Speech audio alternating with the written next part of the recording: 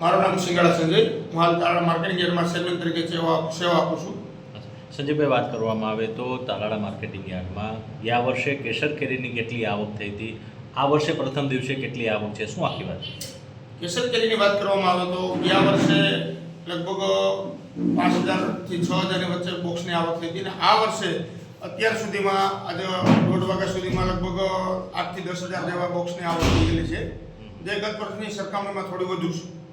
શું કારણ છે કે આ વખતે પ્રથમ દિવસે બોક્સની આવકમાં વધારો થયો છે? હવે આવકની વાત કરવામાં આવે તો ગઈ સાલની સરખામણીમાં પણ 25% જેવી કેરીનું ઉત્પાદન થયેલ છે. એટલે જે એક ખેડૂત જે 100 બોક્સ ઉતરતા હોય એની જગ્યાએ એમને ત્યાં 10 બોક્સનું સારું ટૂંકમાં કેરીનું ઉત્પાદન થયેલ છે, જે બહાર મોકલવી પોસાય એમ ન હોય તો ખેડૂતે યાર્ડને વિકલ્પ તરીકે પસંદ કરેલો છે, જેના હિસાબે થોડી આવકમાં વધારો છે.